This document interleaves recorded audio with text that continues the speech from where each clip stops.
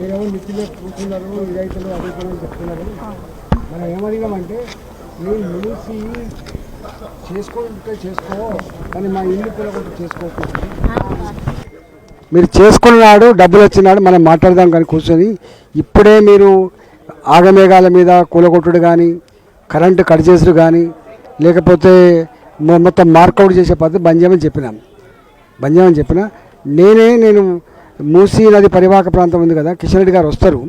కిషన్ రెడ్డి గారు వచ్చే లోపు వారితో మాట్లాడి నేనే వచ్చి ఏర్పాటు చేస్తే ఏర్పాటు చేస్తా. ఒకటి జొన్నబండకేమో నేను సాయంత్రం కల్లా ఇవాళ వచ్చే ఏర్పాటు చేస్తాను. అంటే పోయే కాలం వచ్చింది, వాళ్ళకు పోయే కాలం వచ్చింది కాబట్టి పేదలతో పెట్టుకున్నారు. 50 ఏళ్ళ క్రితం 60 ఏళ్ళ క్రితం అందరికందరు ఇప్పుడు జొన్నబండలు చెప్తున్నారు. 50 ఏళ్ళ క్రితం మేము వచ్చిన నాడు ఇక్కడ ఏ ఒక్క ఇల్లు లేదు, ఓ ఊరు లేదు. మేము ఇక్కడ నిలబడితే బిర్లా మందిర్ కనబడేది సార్. మాకు 50 ఏళ్ళ క్రితం వచ్చి మేము కట్టుకున్నటువంటి ఇళ్లను ఇప్పుడు వచ్చి నోటీసులు ఇస్తాను వీడు ఎవడు అని చెప్పి మాట్లాడుతున్నారు. ఎందుకైనా పోయే కాలం గిట్ల వచ్చిందని చెప్పి మాట్లాడుతున్నారు. అట్లనే మూసీది కూడా మూసీ చేసుకోవాలంటే బోర్డంత పద్ధతి ఉంటుంది. చెట్లు పెట్టుకోవాలనుకున్నా లేకపోతే దాని బ్యూటిఫికేషన్ నువ్వు ఉన్నోళ్ళ కోసం చాలా అందాలకు చేస్తూ కానీ దాని కింద పేదలు ఎవరైతే ఇవాళ మూసీ నది పక్క పడి ఇల్లు కట్టుకుంటే వాళ్ళు నా కొడుకు ఉండడు, ముఖ్యమంత్రి గారు కొడుకు ఉండడు. ఆ మురికిని భరిస్తూ కూడా దిక్కు లేక ఆడ పడెడతారు. మూసీ నది పక్క పండునంటే పేదరికంలో ఉన్నవాడే ఉంటాడు తప్ప నిజంగా ఏమాత్రం డబ్బులున్నా ఏమాత్రం కొంచెం డెవలప్ అయినా కూడా వాళ్ళు వెళ్ళిపోతారు అక్కడి. ఎందుకంటే అక్కడ దోమలకు, ఆ ఈగలకు, ఆ కంపు వాసనకి, పిల్లల రోగాలకి మనుషుల మైండ్ కూడా జీవచ్చా వల్ల నిత్యం బతికే వాళ్ళే మూసీ నది పక్క పండు ఉండేవాళ్ళు. అందుకని ఇవాళ గట్లాడి వాళ్ళు అంటే మూసే దిక్కు అని బతుకుతున్న వాళ్ళు 30 ఏళ్ళుగా 40 ఏళ్ళుగా గవాలను ఎందుకు ఇబ్బంది పెడతాం? మూసీ నదికి వీళ్ళైతే చైతన్యపూరి కొత్తపేటలకు మూసీ నదికి 60 ఫీట్ల ఎత్తులో ఉన్నటువంటి ప్రైవేటు భూముల లేఅవుట్లు చేస్తే కొనుక్కున్నారు పాపం. వీళ్ళు ఇల్లు కట్టుకున్నారు, వీళ్ళు లోన్లు తెచ్చుకున్నారు, చిన్న నౌకరీ చేసుకుంటారు. నెలకు 3,000 5,000 రూపాయలు ఇన్స్టాల్మెంట్ కట్టుకున్నాడు. గవాల మీద కూడా ఇలా దౌర్జన్యం చేసే ప్రయత్నం చేస్తున్నారు. ఒక్క మాటలో చెప్పాలంటే హైదరాబాద్ మొత్తంలో చెరువుల పక్కపంటి కావచ్చు, మూసీ నది పక్కపంటి కావచ్చు, ఆనాడు దిక్కులేని గుట్టలల్లో చెట్లల్లో పాములు కడతాయని తెలిసి కూడా తేళ్లు కడతాయని తెలిసి కూడా మన పిల్లలు చచ్చిపోయినప్పటికి కూడా దిక్కు లేక ప్లాస్టిక్ షీట్లు వేసుకొని రేకుల షెడ్లు వేసుకొని ఇవాళ మెల్లమెల్లగా ఒక తరం కష్టపడితే ఇప్పుడిప్పుడే ఒక ఫ్లోర్ ఇల్లు వేసుకున్నాం, లేకపోతే చిన్నపాటి ఇల్లు కట్టుకున్నాం. ఇవాళ 50 ఏళ్ళ తర్వాత వచ్చిన ఈయన మొత్తం పేదలందరినీ తీసేస్తా ఇట్లనే ఆనాడు వాళ్ళ సంజయ్ గాంధీ కూడా ఇట్లనే చేసాడు. టర్కమెన్ గేట్ అని చెప్పి ఢిల్లీలో మారుతి కంపెనీ కోసం ఆనాడు ఢిల్లీలో ఉన్నటువంటి మొత్తం పేదల ఇల్లు కూలగొట్టిండ్రు. అట్లనే పోయిండ్రు. అంటే ఎప్పుడు కూడా పేదలతో పెట్టుకున్నోడు పేదల కళ్ళల్లో నీళ్ళు చూస్తాడు ఎప్పుడు వాడికి మంచి జరగదు. ఇలా పోయే కాలం వచ్చినట్టుంది కాబట్టి ఇట్లా వచ్చేస్తున్నారు. ఇలా హైదరాబాద్ మొత్తంలో నేను ఏ కలెక్టర్తో మాట్లాడినా ఏ మంత్రితో మాట్లాడినా అట్లా నోటీసులు వచ్చినాయా మాకు తెలియదు అంటుంది తప్ప ఎవ్వరు కూడా ఇలా ఇన్వాల్వ్ అవుతలేరు. ఇక ఆయన హైడ్రా కమిషనర్ అయితే మాకు ఎవరికి చెప్పాల్సి అక్కర్లేదు, మేము నోటీసులు ఇవ్వాల్సి అక్కర్లేదు, మేము ఎవరిదైనా కూరకొట్టే అధికారం ఉందని ఆయన అంటున్నాడు. ఇవాళ అంటే వాళ్ళకు ఎప్పుడు వస్తాను? శనివారం వస్తాను. శనివారం ఆదివారం ఎందుకు వస్తారు అంటే కోర్టుకు పోవద్దు, ఎవరు దిక్కుండద్దు వీళ్ళకు. అంటే వాళ్ళకు జడ్జిల మీద నమ్మకం లేదు, కోర్టుల మీద నమ్మకం లేదు, చట్టాల మీద నమ్మకం లేదు. ఎవడు అడగటం లేదనేటువంటి పద్ధతిలో అంటే రాజుల కానీ నిజాం సర్కార్ కంటే కూడా దుర్మార్గుడు అయిపోయాడు. ఇవాళ వాళ్ళు చెప్తున్న ప్రకారంగా తెలంగాణ దొంగ రాత్రి వచ్చి ఇలా డిస్టర్బ్ చేసే ప్రయత్నం చేస్తున్నారు. ఇప్పటికే మొత్తం హైదరాబాద్లో పేదోళ్ళు ఎవరైతే 40 ఏళ్ళుగా 50 ఏళ్ళుగా రెక్కల కష్టాన్ని నమ్ముకొని కుటుంబాన్ని పోషించుకునేటువంటి వాళ్లకు కంటి మీద కొనుక్కు లేకుండా చేస్తున్న ప్రభుత్వం రేవంత్ రెడ్డి ప్రభుత్వంగా చరిత్రకెక్కింది. ఆనాడేమో నిన్నో చెప్పిండు, మా ఆడబిడ్డలారా మీకు నెలకు 2,000 రూపాయలు ఇస్తా అని చెప్పిండు, మీకు ఇంటి జాగాలు ఇస్తామని చెప్పిండు, సొంత ఇల్లు కట్టిస్తా అని చెప్పిండు, చదువుకున్నటువంటి ఆడపిల్లలు స్కూటీ కొనిస్తా అని చెప్పిండు, కూలి చేసుకునే వాళ్ళు 1,000 రూపాయల వృత్తి ఇస్తా అని చెప్పిండు. పిల్లలకు నౌకలు ఇస్తా అని చెప్పిండు. ఈ మాటలు మాత్రం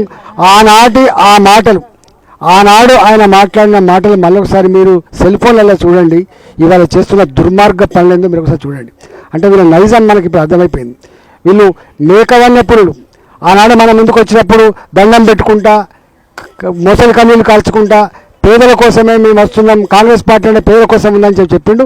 ఇవాళ ఓటేసిన కర్మానికి, అధికారం ఇచ్చిన కర్మానికి ఇవాళ గింతమంది పేదల ఉసురు పోసుకునే ప్రయత్నం చేస్తున్నాడు.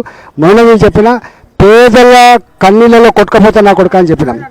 నీకు 50 ఏళ్ళ కోసం నీళ్ళ కొడుక, నీకు గవర్నమెంట్ 50 ఏళ్ళ కోసం రాలే, 40 ఏళ్ళ కోసం రాలే, నీకు ఇస్తే 2020 వరకు ఉన్నది. ఇప్పటికే సంవత్సరం గడిచిపోయింది. సంవత్సర కాలంలో ఇచ్చిన మాట ఒక్కడి కూడా నిలుపుకోకుండా, ఇచ్చిన మాట ఒక్కటి కూడా అమలు చేయకుండా ఉల్టాను పేదల బతుకులలో మట్టి కొడుతున్నాడు. ఇలా వాళ్ళ కళ్ళల్లో నీళ్ళు చూసే ప్రయత్నం చేస్తున్నాం. కాబట్టి డెఫినెట్గా నేను ఉన్నంత వరకు మీకోసం కొట్లాడతాం. అవసరమైతే మొత్తం భారతీయ జనతా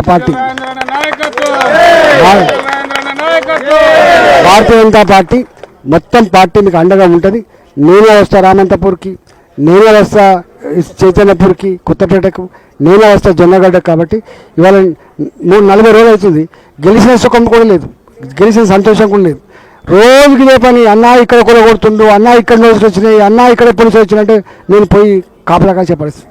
నేను ఎదుకు తిరుగుతున్నా, వాడు ఎదుకు. మొన్నైతే నల్ల చెరువు అయితే పాపం ఆయన ఏమడిగింది నల్ల చెరువులో, అయ్యా మాది భూమి కాదు, మేము లీజ్ తీసుకున్నాం, పట్టా భూమి అని చెప్తే లీజ్ తీసుకున్నాం. 45-50 లక్షల రూపాయలు పెట్టి మేము అన్నీ ఒక 20 ఏళ్ళు భార్యాభర్తలు పిల్లలమంతా కూడా కష్టపడితే ఈ షెడ్ వేసుకున్నాం. మేము క్యాటరింగ్ చేసుకొని బతకటం.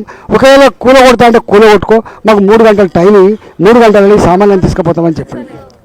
ఒక ఆమె ఎక్కడ గగనపాలలో నా కొడుకు క్యాన్సర్ ఉంది, నేను నీళ్ళ ప్యాకెట్లు అమ్ముకొని బతుకుతా, నీళ్ళ ప్యాకెట్లు అమ్ముకొని బతుకుతా, నాకు ఇది తప్ప నాకు మార్గం లేదు, నాకు ఎవరు లేరు, నేనే పెద్ద నా ఇంట్లో అని చెప్పి ప్రాధేయపడి కాళ్ళ మీద పడ్డప్పటికి కూడా కనికరించకుండా ఆమె మొత్తం పీకేసారు.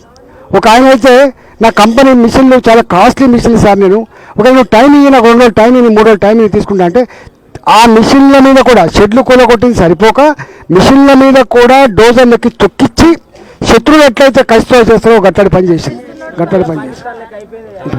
అంటే అందువల్ల అంటే ఇవాళ రేవంత్ రెడ్డికి ఓట్లేసి అధికారం కట్టబెట్టింది పేదలు కూల్చడానికి కాదు, పేదల కళలో మట్టి కొట్టడానికి కాదు, పేదల బతుకులు చిత్రం చేయడానికి కాదు, దౌర్జన్యం చేయడానికి కాదు. ఇవన్నీ దమ్ముంటే అనేక ఉన్నాయి, అవన్నీ చేసిపెట్టు. ఇవాళ మీకు తెలుసా అమ్మ, దవాఖానాల్లో పనిచేసేటువంటి చిన్న స్టాఫ్ ఉంటే చూసినా, చిన్న ఉద్యోగులు స్వీపర్లు కావచ్చు, 6 నెలలు అయితే జీతాలు రాక, 6 నెలలు గవాళ్ళకు జీతాలు ఇచ్చే దమ్ము లేదు నీకు. నువ్వు జీతాలు లేవు. ఊర్లలో సర్పంచులుగా, ఊర్లలో వార్డు మెంబర్లుగా, ఊర్లలో ఎంపీటీసీలుగా ప్రభుత్వాన్ని నమ్మి పెట్టుబడి పెట్టి పనులు చేస్తే వాళ్ళకు 3 ఏళ్ళు అవుతుంది పైసలు దాకా. 60 మంది సర్పంచులు ఆత్మహత్య చేసుకున్నారు. నేను ఈ మధ్య కాలంలో మళ్ళీ 5 మంది సర్పంచులు ఆత్మహత్య చేసుకున్నారు. అంతకుముందు ఇదే రేవంత్ రెడ్డిపై సర్పంచులారా మీరు తిరగబడండి, మీరు రోడ్ల మీదకి రండి అని చెప్పిండు. అదే రేవంత్ రెడ్డి ఇవాళ కూడా 3 సంవత్సరాలతో బిల్లు వేయలేదు. సర్పంచులు 2 లక్షలు 3 లక్షలు. నాకు మొన్న ఒక ఆమె లక్ష్మి అని ఫోన్ చేసింది, సార్ నేను దసరా లోపు కనుక డబ్బులు రాకపోతే నేను సూసైడ్ చేసుకొని చచ్చిపోతా అంటుంది ఆమె. వార్డు మెంబర్ నేను, నమ్మి పనిచేసిన నేను అని చెప్పి ఇవాళ ఆ లక్ష్మి నాకు ఒక ఉత్తరం పంపించింది. గిట్లా పైసలు దాదాపు వేల కోట్ల రూపాయలు పనిచేసిన వాళ్ళకు ఇవ్వడానికి పైసలు లేవు నీ దగ్గర, జీతాలు ఇవ్వడానికి పైసలు లేవు నీ దగ్గర. ఇక లంచం ఇస్తే తప్ప బిలియన్ పరిస్థితిలో ఉండి ఇంకా మూసినదిపేట 1,00,000 కోట్ల రూపాయలు పెట్టి కడతా అంటే ఇక నువ్వు బట్టలు లేవు మనకు కానీ బంగారం కొనిస్తా అని చెప్తున్నా అంటే ఇక అర్థం చేసుకోవాలి. బట్టలకు ఎంత వాల్యూ ఉంటుంది, బంగారానికి ఎంత వాల్యూ ఉంటుందో ఒక గట్లా ఉన్నారు వీళ్ళు. అందుకనే ఈ ప్రభుత్వం రేవంత్ రెడ్డి ప్రభుత్వం మన ఉసురు పోసుకోవడానికే వచ్చినట్టుగా కనబడుతుంది ఇవాళ. అందువల్ల నేను వస్తా, అవసరమైతే పార్టీ పరంగా ఇందిరా పార్క్ ధర్నా పెడదాం, అవసరమైతే ఎక్కడికంటే అక్కడికి వస్తాం. కాబట్టి మీరు ఆందోళన పడకుండా అని చెప్పి కోరుతున్నా.